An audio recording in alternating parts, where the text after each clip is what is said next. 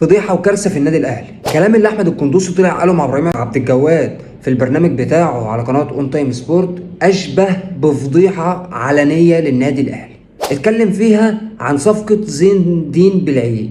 طبعا كلنا شفنا وسمعنا قبل كده ان صفقه زين الدين بالعيد فشلت بسبب رغبة اللاعب في احترافه وزيادة المقابل المادي والأمور اللي كلنا عارفينها اللي تقريبا بتتقال في كل صفقة، وخصوصا لو صفقة أجنبية. عشان يجي النهاردة أحمد القندوسي ويصرح تصريح في غاية الأهمية، يعني بص ممكن تصريح أصلا يقلب الموازين داخل إدارة النادي الأهلي وداخل النادي الأهلي كله. إيه هو التصريح؟ إن صفقة زين الدين بالعيد باظت بسبب تدخل أحد الوكلاء، أو بمعنى أصح بقى إن المسؤول اللي كان بيتكلم معاه زين الدين بالعيد رفض دخول وكيل زين الدين بالعيد الأساسي معاه للنادي الأهلي. قال له أنت هتيجي وهنخلص معاك كل حاجة بس بشرط واحد. إيه هو الشرط ده؟ إن في وكيل من خلالنا إحنا هيخش هيبقى هو وكيلك في الصفقة، وده الأمر اللي اللاعب رفضه. وهنا نطرح سؤالين أهم من بعض: مين هو الوكيل اللي هيخش يبقى وكيل زين الدين بالعيد وليه أصلا يخش؟ وتاني سؤال: مين هو المسؤول اللي كان بيتكلم مع زين الدين بالعيد اصلا وعرض عليه العرض ده؟ طبعا الاجابه مش محتاجه فزلكه. كلنا عارفين ان مدير التعاقدات والمسؤول عن ملف اداره التعاقدات في النادي الاهلي هو الكابتن امير توفيق. طيب مين تاني الوكيل اللي ممكن يكون هو اللي عليه اللغط او عليه العين، يعني في ان هو يكون وكيل زين الدين بالعيد عشان يتم اتمام صفقته للنادي الاهلي؟ مفيش غير وكيل واحد تقريبا بيدور حوالين النادي الاهلي وهو متواجد في النادي الاهلي بصوره رسميه، وهو الوكيل احمد يحيى.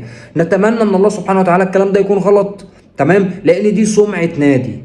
كلام كتير ولغط كتير على وجود امير توفيق اصلا لحد الان في اداره التعاقدات بالنسبه للنادي الاهلي، بس احمد القندوسي طلع قال واتكلم وقال ان في لعيبه كتير في منتخب الجزائر او في الجزائر عموما. احمد القندوسي قال ان هم تواصلوا مع زين الدين بالعيد وقالوا له نصيحتنا ليك لو فعلا موضوع النادي الاهلي صح تم الصفقه وروح العب في النادي الاهلي. عشان في كلام تاني اتقال قبل كده ان احمد القندوسي كان كلم زين الدين بالعيد وقال له ما تجيش النادي الاهلي. طلع احمد القندوسي النهارده وقال مين ما يحبش يلعب في النادي الاهلي؟ قال له انا قلت له انت لو جيت النادي الاهلي، ولو هو كان جه النادي الاهلي كان زمانه واخد دوري ابطال افريقيا بيجهز عشان يلعب في كاس العالم للانديه، واخد الدوري، واخد السوبر المحلي، واخد كاس مصر، واخد بطولات كتير غير المقابل المادي الكبير اللي كان المفروض هيتعاقد عليه او اللي كان المفروض هيتحصل عليه. السؤال هنا بقى كابتن محمود يا خطيب، انت عندك علم بالموضوع دوت؟ اصل انت لو ما عندكش علم بالموضوع ده يبقى في سبوبه بتتعمل من كل الصفقات اللي جات النادي الاهلي واللي ممكن تكون اصلا باظت بسبب موضوع زي ده. والسؤال هنا هل في صفقات تانية باظت بسبب موضوع تدخل الوكلاء او تدخل احد الوكلاء فيها؟